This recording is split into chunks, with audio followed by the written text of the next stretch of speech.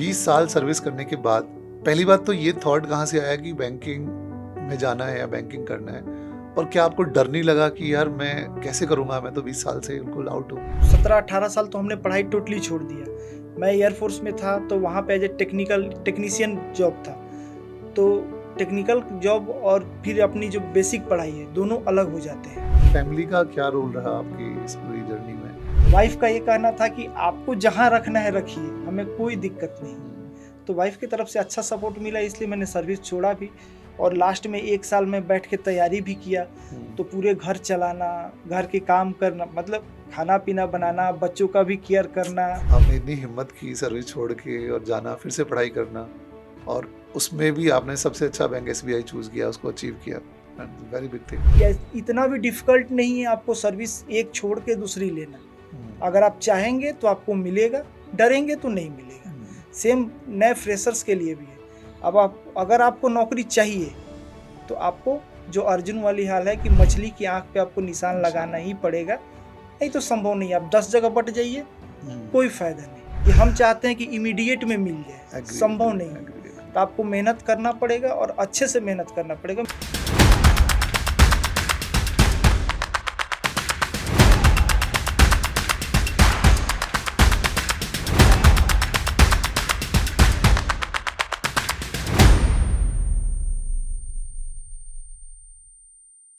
Hello everyone, dare to dream with Anil Nagar में आपका स्वागत है। डेयर टू ड्रीम एक ऐसा शो है या हमने एक ऐसा पॉडकास्ट बनाया है जहाँ पर हम कुछ सक्सेसफुल लोगों को इनवाइट करते हैं, और ये ऐसे लोग होते हैं जिन्होंने कुछ डिफरेंट सोचा होता है और उसको अचीव भी किया होता है। तो आज के हमारे शो के गेस्ट हैं अभय। अभय का इंटरेस्टिंग पार्ट ये है कि 20 साल उन्होंने एयरफोर्स सर्विस में काम किया है, 20 साल। और उसके बाद उन्होंने सोचा कि अब मुझे बैंकिंग में जाना है, तो अपनी जॉब को छोड़ के बैंकिंग की तैयारी की। पहले फेलियर्स देखी, 1 साल कुछ नहीं हुआ, और अगली साल फिर एग्ज़ाम्स निकाले, डिफ़िकल्ट एग्ज़ाम्स निकाले। एसबीआई क्लरिकल एग्ज़ाम निकाला, आईयूपीएस क्लरिकल एग्ज़ाम निकाला। आप सोचो कि 20 साल अब टोटली आउट ऑफ टच हो स्टडीज़ से, उसके बाद आपको फिर से पढ़ना पड़े। और आपको जब आप पढ़ाई कर रहे हो तो अब आपको उस यूथ को फेस करना है जो 20, 21, 22 साल का यूथ है और जो फ्रेश तैयारी कर रहा है, तो उससे आप कैसे कम्पीट करोगे? तो चलिए आपको मिलवाते हैं हमारे आज के गेस्ट से। अभय, आपका शो में बहुत बहुत स्वागत है। धन्यवाद सर, आज आपने मुझे बुलाया। अभय, सबसे पहले इसी क्वेश्चन का आंसर हम आपसे सुनना चाहेंगे कि 20 साल सर्विस करने के बाद पहली बात तो ये थॉट कहाँ से आया कि बैंकिंग में जाना है या बैंकिंग करना है? और क्या आपको डर नहीं लगा कि यार मैं कैसे करूँगा, मैं तो 20 साल से बिल्कुल आउट हूँ? सर 20 साल का सर्विस करने के बाद थोड़े तो डिफ़िकल्टी आते हैं ज़िंदगी में, क्योंकि 17-18 साल तो हमने पढ़ाई टोटली छोड़ दिया। मैं एयरफोर्स में था तो वहाँ पे एज ए टेक्नीशियन जॉब था। तो टेक्निकल जॉब और फिर अपनी जो बेसिक पढ़ाई है दोनों अलग हो जाते हैं। जैसे मैं वहाँ पे था, रडार में काम करता था, तो मुझे रडार के विषय में पढ़ना था, इलेक्ट्रॉनिक्स पढ़नी थी। यहाँ अभी हमें मैथ क्वांट से सब पढ़ने हैं। तो 20 साल, लगभग 18 साल 19 साल सर्विस छोड़ने के बाद थोड़ी तो डिफ़िकल्टी आती है, बट ऐसा भी नहीं है कि नहीं हो जाए, हो नहीं सकता है। तो पहले बताइए, बैंकिंग का थॉट कहाँ से आया कि बैंकिंग में जाना है?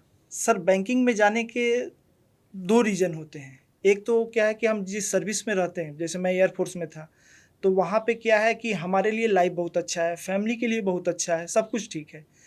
बट जो बच्चों की हायर एजुकेशन में है, थोड़ी वहाँ डिफ़िकल्टी होती है, क्योंकि बार बार पोस्टिंग के कारण आप उनको एक जगह अच्छे से आप पढ़ा नहीं सकते। हर जगह सेम एजुकेशन फैसिलिटी नहीं मिल सकती है। अगर आपका बच्चा कुछ करना चाह रहा है, हो सके वहाँ पे वो फैसिलिटी नहीं अवेलेबल। तो मेन 2 रीज़न है। पहला रीज़न तो बच्चों का एजुकेशन है, ताकि उन्हें एक स्टेबल लाइफ दिया जाए और वो अच्छे से पढ़ाई कर सकें। और दूसरा रीज़न जो होता है सर, वो है आपका पेमेंट से रिलेटेड। एज ए एक सर्विसमैन अगर हम बैंक में ज्वाइन करते हैं, मैं केवल अभी एक सर्विसमैन की बात करता हूँ, तो जो जनरल कैंडिडेट्स होते हैं, जो नॉर्मल बच्चे अभी नए फ्रेशर्स ज्वाइन कर रहे हैं, उनसे हमारा पेमेंट लगभग डबल होता है। क्योंकि जो हमारा लास्ट बेसिक वहाँ पे होगा, वो लगभग थोड़ा कम करके यहाँ पे वो आपको बेसिक दिया जाता है। बाकी उसके ऊपर डीए होंगे और अलाउंसेस अगर आप जोड़ते हैं तो नॉर्मल कैंडिडेट से लगभग 30 से 35 हज़ार हमें एक्स्ट्रा पेमेंट मिलता है। तो ये बताइए, आपके कितने बच्चे हैं? 2 बच्चे हैं सर। और किस एज ग्रुप में है? लड़की मेरी इस साल 11th में गई है, जस्ट 10th की है। मार्क्स तो ठीक है, अच्छे नहीं है, लेकिन 90% आए हैं। अरे वाह, और लड़का इस साल 9th में गया है सर। Very दोनों nice. अभी केंद्रीय विद्यालय जो बरनाला है वहीं पे स्टडी कर रहे हैं। तो आप इस सर्विस के दौरान जो एयरफोर्स की सर्विस करते, कहाँ कहाँ इंडिया में घूमे हैं? सर मैं जो 20 साल की सर्विस में, मेरी पहली पोस्टिंग बेंगलोर में रही है। दूसरी पोस्टिंग जो मुझे मिली है वो आपका ग्वालियर में है। तीसरा पोस्टिंग जो है गुजरात का एक प्लेस है नलिया, वहाँ पे रहा है। और जो चौथी पोस्टिंग मेरी रही है यहाँ पे बरनाला पंजाब में रहा है। तो आप मोटा मोटा आपने पूरा घूमा हुआ है लगभग सर, लगभग आपने इंडिया के बड़े बड़े पार्ट्स देखे हुए हैं।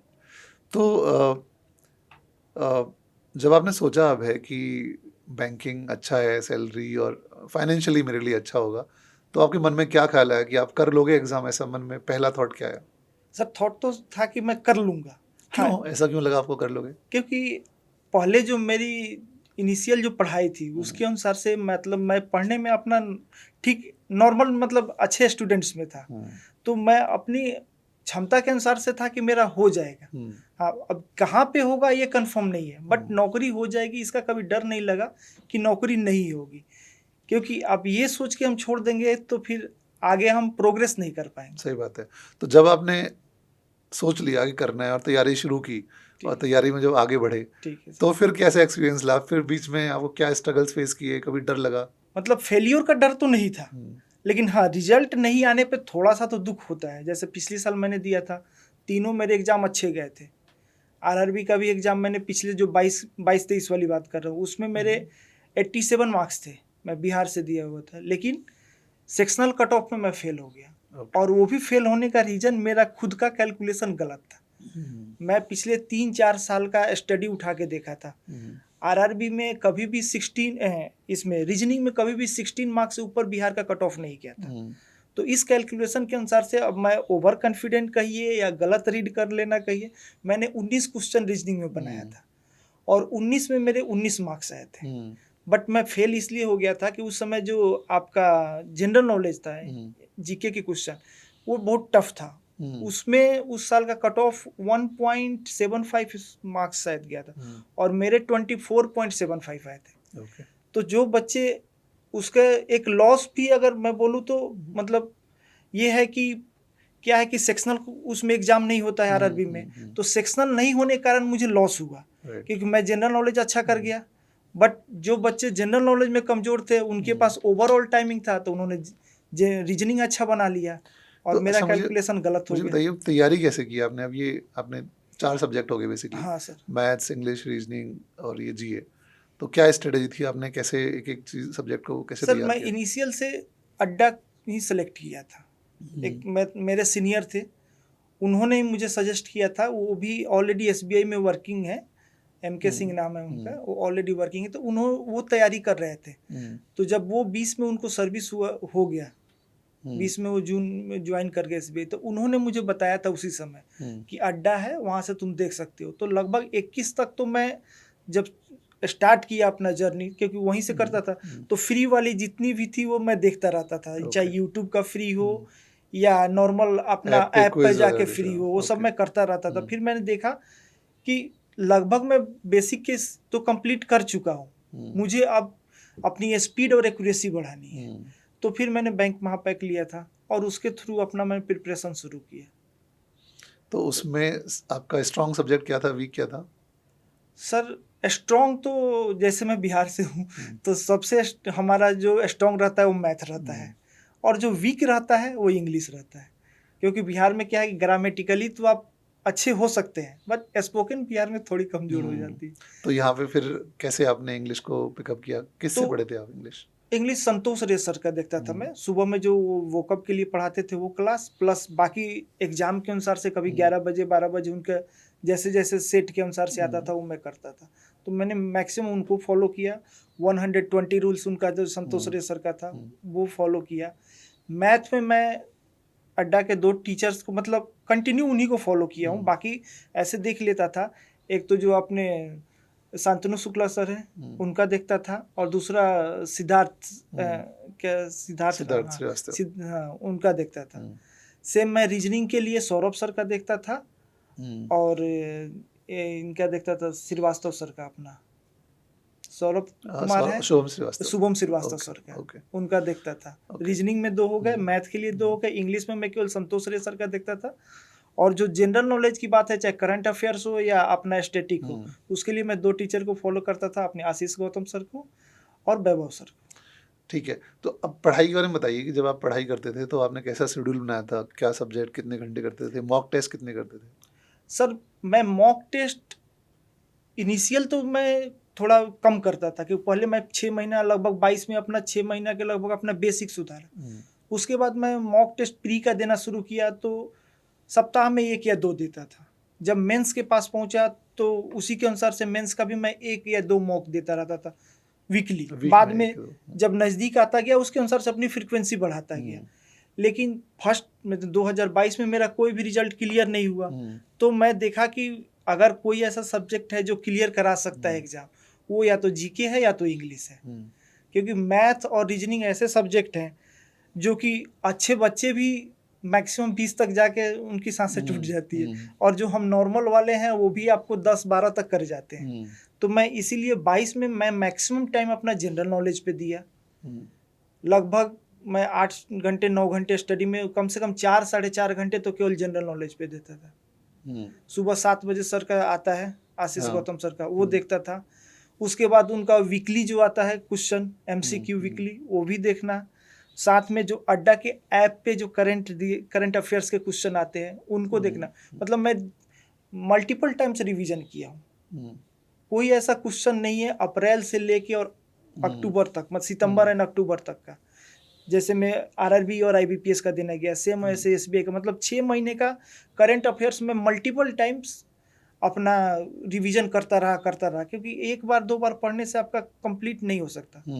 और चाहे टीचर, मेरा जो अपना पर्सनल मानना है, टीचर चाहे कितने भी अच्छे हो, जब तक बच्चा नहीं चाहेगा उसका सिलेक्शन नहीं हो सकता। एग्री।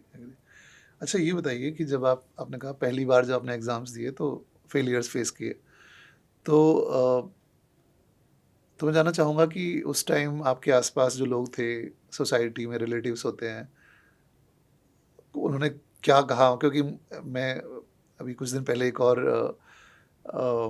एक्स सर्विसमैन से मिला था, तो उन्होंने मुझे काफ़ी चीज़ें बताई कि किस तरह सोसाइटी का प्रेशर आता है या लोग किस तरह की बातें करते हैं। तो आपके साथ कुछ ऐसा हुआ कुछ? सर सोसाइटी की तरफ से तो कोई ज़्यादा प्रेशर नहीं रहता है जो मैं अपना फील करता हूँ, क्योंकि सिलेक्शन मुझे ही लेना है। अगर दूसरे की बात को सुन के अगर मैं डाइवर्ट हो जाऊँगा तो मैं अपनी काम नहीं कर पाऊँगा। जो मेरा मानना है, जैसे मैं तैयारी कर रहा हूँ, मान लीजिए मुझे फेलियर हुआ, मुझे पता है कि मैं कितना कैपेबल हूँ और मैं क्या कर सकता हूँ। अगर कोई मुझे थोड़ा देर के लिए अगर लूजर बोल देता है, थोड़ा देर के लिए मान लेता हूँ कि नहीं हुआ, इतनी अच्छी एक सर्विस आपने छोड़ दिया और दूसरी आपकी नौकरी नहीं हो रही है, तो मैं उस चीज़ को कभी अपने ऊपर लेता नहीं। जो पुरानी कहावत है ना कि एक कान से सुनना और दूसरे से निकाल देना, मैं वही सजेशन लेता हूँ जो मेरे बेनिफिट का है। बाकी मेरे आमने सामने कोई कुछ भी बोले मुझे फ़र्क नहीं पड़ता। मैं जितनी सजेशन आता हूँ सुनता सबकी हूँ, जो मेरे फ़ायदे की है वो लेता हूँ, नहीं है उसको मैं सोचता भी नहीं। चाहे वो मेरे मदर फादर ही अगर बोलते हैं, हो सकता है गलत माना जाए, बट अगर वो फ़ायदे की नहीं है, जिससे कि मुझे कुछ फ़ायदा नहीं मिल सकता इन द सेंस पढ़ाई के मामले में, किसी मामले में, तो मैं उसको निगलेक्ट करता हूँ। तो अगर आपको आगे बढ़ना है, मेरा मानना है, तो आपको वही करना ही पड़ेगा। निगलेक्ट करना अगर आपने सीख लिया, जैसे एग्जाम में हम जाते हैं तो आपको कितने क्वेश्चन अटेम्प्ट करने हैं, उससे पहले आपको ये पता होना चाहिए कि आपको कौन से क्वेश्चन करने हैं और कौन से छोड़ने हैं। मैक्सिमम बच्चे क्यों फेल होते हैं, उसका रीज़न सबसे बड़ा है कि वो सुनते हैं किसी ने 150 अटेम्प्ट कर दिया, मान लीजिए मेंस की मैं बात कर रहा हूँ, या प्री में बोल दिया कि 100 में मैंने 100 कर दिया, 90 कर दिया, मार्क्स नहीं आते। तो अटेम्प्ट से मतलब नहीं है, आपका एक्यूरेसी मायने रखता है कि आप एक्यूरेट कितने हैं। जैसे इस बार मैंने SBI का एग्ज़ाम दिया, मेरे साथ में, नाम मैं नहीं बताऊंगा, मेरा एक सर्विस पर्सनल ही है, उन्होंने लगभग 115-120 अटेम्प्ट किया था और मेरा जो अटेम्प्ट था वो 77 था। तो मैं 77 करके आया, और जब वो बाहर निकल के बोला तो थोड़ा देर के लिए मुझे भी लगा कि सेम सेट सेम, मतलब एक ही, हमने 25 तारीख को एग्ज़ाम दिया, सेकेंड शिफ्ट मेरा भी था, सेकेंड शिफ्ट उसका भी था। वो जब निकल के आया बोला 115, तो थोड़ा देर के लिए मुझे भी दुख लगा, इसका मतलब मेरी तैयारी अच्छी नहीं है। बट जब मैं घर पे आया, थोड़ा देर के लिए मुझे भी दुख लगा था, बट मैं घर पे आया जब अपनी क्वेश्चन ऑलरेडी सारे आते हैं, जो अड्डा पे आए सब जगह मैंने देखा, तो मैंने 27 जीके में अटेम्प्ट किए थे और 27 में मेरे 27 सही थे। वाह। तो उसके बाद मैं समझ गया कि मेरा इस बार हो जाएगा, और हुआ ऐसे ही। मेरा हुआ, जो 115 वाले थे उनका नहीं हुआ। ओके, चलिए मुझे एक और चीज़ बताइए कि फैमिली का क्या रोल रहा आपकी इस पूरी जर्नी में? सर, फैमिली की तरफ से तो पूरा सपोर्ट चाहिए। जैसे हम सर्विस करते हैं, तो हमारे सर्विस में मतलब मैं एयरफोर्स की बात कर रहा हूँ, इतनी अच्छी इन्वायरमेंट है कि कोई भी वाइफ उस इन्वायरमेंट को छोड़ना पसंद नहीं करती है। क्योंकि वहाँ क्या है कि आपकी इतनी सिक्योरिटी है, मतलब पढ़ाई समझ लीजिए, जो बेसिक एक आपकी फैमिली के जो इन्वायरमेंट चाहिए उनके आराम से ज़िंदगी काटने के लिए, स्वर्ग जो समझिए, वो हमें एयरफोर्स में मिलता है। तो कोई भी वाइफ नहीं चाहती है कि सर्विस छोड़ सके, बट मेरे केस में थोड़ा उल्टा है। वाइफ का ये कहना था कि आपको जहाँ रखना है रखिए, हमें कोई दिक्कत नहीं।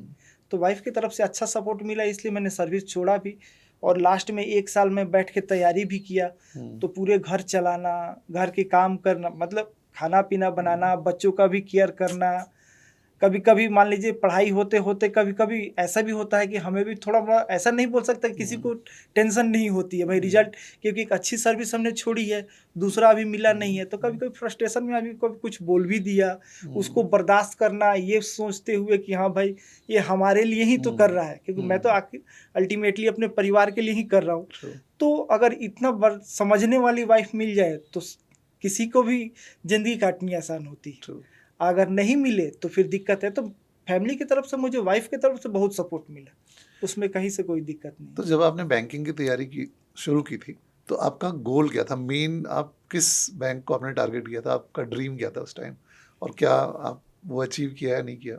सर, मेरा तो ड्रीम नहीं, लेकिन वाइफ का ड्रीम था कि स्टेट बैंक ऑफ इंडिया का ही रिजल्ट चाहिए। ओके। तो इसी के लिए मेरा पिछले साल भी और भी मेरे रिजल्ट आए थे। मैं FCI में एज ए अकाउंटेंट का आया था, उसका अपॉइंटमेंट भी आ चुका था, फिर भी मैं ज्वाइन नहीं किया।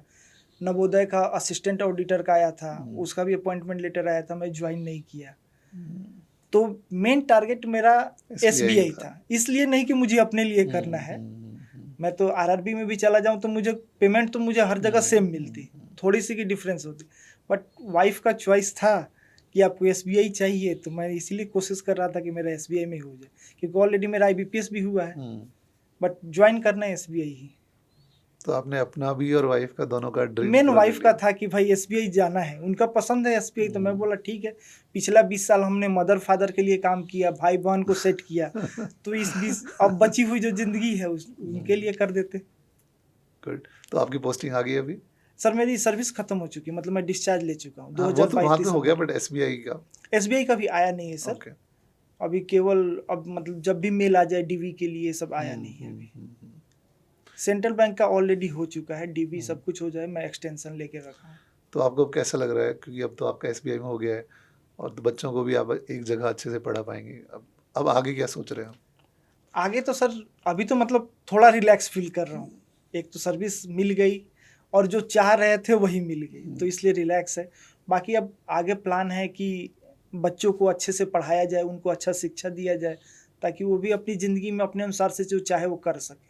आपसे बात करके बहुत अच्छा लगा, और आपने इतनी हिम्मत की सर्विस छोड़ के और जाना, फिर से पढ़ाई करना, और उसमें भी आपने सबसे अच्छा बैंक SBI चूज़ किया, उसको अचीव किया, एंड वेरी बिग थिंग। हमारी तरफ से बहुत बहुत शुभकामनाएं, कॉन्ग्रेचुलेशंस, धन्यवाद sir. And we feel very happy कि आपने अड्डा का प्लेटफॉर्म यूज़ किया। नहीं सर, मैं अड्डा से तो 2021 से ही जुड़ा हूँ, मतलब फ्री वाली। मेन बैंक महापैक तो मैं 22 में लिया था। और साथ में मैं ये बताना चाहता हूँ, अपने जो भी एक सर्विस पर्सनल है या जो नॉर्मल है, जो भी मतलब फ्रेशर कैंडिडेट है, कि अगर नौकरी आपको चाहिए तो थोड़ी सी आपको मेहनत करनी पड़ेगी। किस चीज़ से? आपको मोबाइल उतना ही यूज करना है, यूट्यूब उतना ही यूज करना है जो आपकी क्लास चल रही है। यानी जो सोशल मीडिया है, फेसबुक हो गया, ट्विटर हो गया, इससे को आप अवॉइड कीजिए, क्योंकि दोनों काम एक साथ आप नहीं कर सकते। अब क्यों नहीं कर सकते, मैं थोड़ा सा पीछे जाकर आपको बताता हूँ। जैसे आप महाभारत की याद कीजिए। महाभारत में जब अभिमन्यु वध के बाद अर्जुन का क्या टारगेट था कि मुझे जयद्रथ को मारना है, लेकिन शाम सूरज ढलने से पहले मारना है, तो वो सक्सेस नहीं हो पा रहे थे। वो 2 जगह बट रहे थे, मारना भी है और सूरज ढलने से पहले मारना है। तो उनका टारगेट चेंज हो गया था। वो कर सकते थे, जयद्रथ को मार सकते थे, इतनी कैपेबिलिटी थी, बट वो जो उनका टारगेट था वो गलत सिलेक्शन हो गया था। तो अपने आप को डाइवर्ट भी नहीं करना है, आपको एक जगह रखना है, कंसंट्रेट होकर पढ़ना है और अच्छे से पढ़ना है, तो सक्सेस ज़रूर मिलेगी। अगर आप टाइम पास करेंगे तो बाद में दूसरे को कोस सकते हैं या अपने आप को कोसेंगे। तो बेहतर यही होगा, अच्छे से पढ़ें, सही जगह से पढ़ें। मैं ये भी बोलना चाहूँगा कि अच्छे जो टीचर आपको अच्छे गाइड करते हैं वहाँ से जाकर पढ़ना चाहिए। समय बर्बाद करने से कोई फ़ायदा नहीं। जो हमारे एक सर्विस पर्सनल है उनके लिए भी मैं ये बोलना चाहूँगा कि इतना भी डिफ़िकल्ट नहीं है आपको सर्विस एक छोड़ के दूसरी लेना। अगर आप चाहेंगे तो आपको मिलेगा, डरेंगे तो नहीं मिलेगा। सेम नए फ्रेशर्स के लिए भी है। अब अगर आपको नौकरी चाहिए तो आपको जो अर्जुन वाली हाल है कि मछली की आंख पे आपको निशान लगाना ही पड़ेगा, नहीं तो संभव नहीं। आप 10 जगह बट जाइए, कोई फायदा नहीं। बिल्कुल सही कहा, I totally agree with that. Focus एक मस्ट है, आपको क्लियर होना चाहिए करना क्या है और फोकस वे में काम करना चाहिए। और एक मुझे और बात अच्छी लगी आपकी, आपने कहा कि मेरे काम की चीज़ होती है वो अपने पास रखता हूँ, बाकी मैं इग्नोर कर देता हूँ। आई थिंक ये बहुत इंपॉर्टेंट चीज़ है, क्योंकि इतनी नॉइज़ेज़ हैं आजकल हमारे इन्वायरमेंट में। और स्पेशली अगर आप सोशल मीडिया पर जाते हो, आपको लगेगा कि यार सबकी लाइफ इतनी अच्छी चल रही है, सबकी लाइफ में सारी खुशी हैं, बस मैं ही ऐसा हूँ, मेरे पास ही कुछ नहीं है। लेकिन रियलिटी में ऐसा होता नहीं है। और बहुत सारी ऐसी रैंडम एडवाइसेस आपको मिलेंगी ऑनलाइन, और तो बहुत चांसेस होते हैं कि आप डाइवर्ट हो सकते हो। तो सभी बच्चों को ये कहना चाहूँगा कि ऐसी चीज़ों को अवॉइड करें जिससे आप डिस्टर्ब हो रहे हैं या आपका फोकस लूज़ हो रहा है। फोकस करके पढ़ाई करें। मुझे लगता है 1 से 2 साल अगर ढंग से पढ़ाई की जाए तो एग्ज़ाम निकल सकता है, इतना भी कोई डिफ़िकल्ट नहीं है। कोई डिफ़िकल्ट नहीं है सर, 1 से 2 साल काफ़ी है। काफ़ी है। बशर्ते आप 6 महीना पहले अपने मिनिमम बेसिक पे ध्यान दें, क्योंकि जब तक बेसिक नहीं होगा शॉर्ट ट्रिक्स किसी भी टीचर का काम नहीं है। राइट। क्योंकि शॉर्ट ट्रिक्स उसी से बन पाता है जिसके पास बेसिक होती है। ये मेन रीज़न है सर, क्योंकि सब लोग क्या करते हैं, मेन सबसे बड़ा कारण कि हमारे यहाँ शॉर्टकट्स बहुत ज़्यादा माने जाते हैं कि हम चाहते हैं कि इमीडिएट में मिल जाए, संभव नहीं है। तो आपको मेहनत करना पड़ेगा और अच्छे से मेहनत करना पड़ेगा। मेन चीज़ वही है सर, जैसे हम लोग भी फेस करते हैं। मैं भी पिछली 2 सर्विस, मतलब एक तरह से मैंने अपॉइंटमेंट लेटर आया, छोड़ दिया, घर से अच्छा खासा मुझे डांट मिला, सिवाय वाइफ और बच्चे के और कोई ऐसा नहीं है जो मुझे डांटा नहीं हो। तो घर से डांट मिला, मदर फादर से डांट मिला, यहाँ तक कि जो अपने मामा का घर है वहाँ से भी डांट मिला। सबने ही बोला कि तुमने बहुत बड़ा गलत किया, लेकिन मैं फोकस था कि मुझे सर्विस तो मिल जाएगी। हाँ, ये जगह क्लियर नहीं था कि कहाँ जाएंगे, कौन सी एग्ज़ाम क्रैक होगी, लेकिन इतना था कि सर्विस कोई ना कोई इन बैंकों में से, क्योंकि इस बार मैंने केवल ये 3 बैंक का ही फॉर्म भरा था, बाकी CGL ये सब कोई मैंने नहीं भरा था, क्योंकि मुझे ऑलरेडी वाइफ का चॉइस था कि SBI चाहिए, तो मैं इसीलिए उतना ही भरा। तो मेरा एक ही मानना है कि ज़्यादा समय बर्बाद करने से कोई फ़ायदा नहीं है। मैक्सिमम टाइम में आप यूट्यूब में देखेंगे, वीडियो के कारण सब लोग चाहते हैं कि मुझे लाइक्स मिले, मेरा व्यू बढ़ जाए, इस कारण से वो फालतू की न्यूज़ें आपको देते रहेंगे। अभी जैसे चल रहा है कि भाई SBI का भी वैकेंसी आएगी कि नहीं आएगी, जो अभी प्रेजेंट में आपका है IBPS और RRB, उस पर फोकस करें। बच्चे ज़्यादा उसमें लगे हुए हैं, सर कब आएगा, वेटिंग लिस्ट कब आएगा। ये पता है कि SBI कम से कम 3 महीने बाद ही पहला वेटिंग लिस्ट देता है। फिर समय बर्बाद करने से कोई फायदा नहीं। आप समय बर्बाद कर लिए, बाद में पछताइए। गीता में कहा गया है ना, कर्म करो, फल की फल चिंता तो आ जाएगा। फल की तो सेम है सर, आप एग्जाम दे दीजिए और रिजल्ट के भूल कर्म पे जाइए। फोकस करो, काम करो आप। आपका अगर एग्जाम सही है, प्रिपरेशन सही है, तो रिजल्ट जरूर आएगा। जैसे मैं अपना बताया कि इस बार मैं जब 27 मैंने आके देख लिया, लगभग मैं भी क्लियर था कि मेरा सही है, बट जब आके मैंने मैच कर लिया कि 27 में 27 सही है, तो मैं इतना क्लियर था कि अगर 60 से लेके 65 तक जाएगा, उस बीच में मैं जरूर आऊँगा। मैं जैसे 64.5 इस बार मार्क्स आया, तो मैं इतना क्लियर था कि 60 तक हमारे एक सर्विसमैन के लिए 60 मिनिमम कट ऑफ है, फिक्स कट ऑफ रहता है SBI का। तो मैं इतना क्लियर था कि क्रॉस कर जाऊंगा। अब कितना आएगा ये कंफर्म नहीं था, लेकिन 60 में क्रॉस कर जाऊंगा। मेरा भी मानना था कि 60 से ऊपर जाएगा तो देखा जाएगा। चलिए, बहुत अच्छा लगा आपसे बात करके, आपसे काफ़ी कुछ सीखा। हमारी तरफ से बेस्ट विशेज़ हैं, आप आगे बढ़िए और बैंकिंग में कुछ अच्छी सी चीज़ें कीजिए और अच्छी पोजीशन पे पहुंचिए। थैंक यू सो मच, आप यहाँ पे। धन्यवाद। Thank you.